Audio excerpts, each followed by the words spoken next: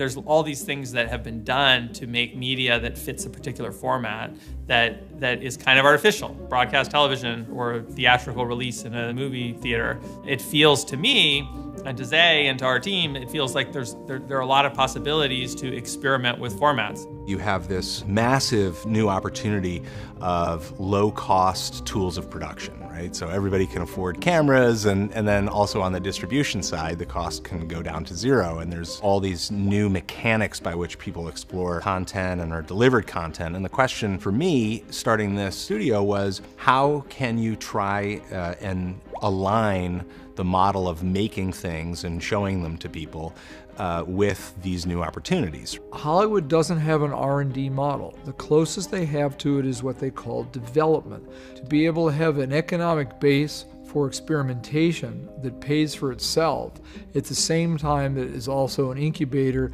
to try other stuff, I think that's really unique to BuzzFeed and a lot of the other opportunities online. It's not just re-engineering and reinventing what content is, it's re-engineering and reinventing the business process. Tens of thousands of people come to this town every year, and they have been for a long time. And they come here because they're interested in getting better at their creative life, making things. And one of the shifts that has happened recently is that the folks that are coming here are YouTube stars, or they have big Vine accounts, or they have their blogs, or they're big on Tumblr, or they've done like all these different things, and they're used to a certain kind of mode of production and a certain kind of relationship to their audience, which is you make something, you put it up, some things do better than others. You can see it all happen, and you see the entertainment industry try to figure out how to absorb these people into traditional models. Our notion of a producer is, you make teams of people that can do all these different things. Instead of pitching up, they pitch to each other about kind of experiments that they're thinking about, or what aspect of the media that they're interested in at that moment.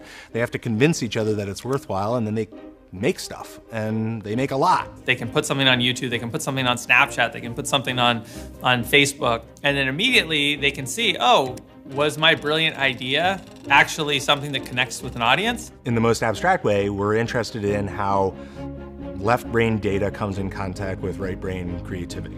How does that work?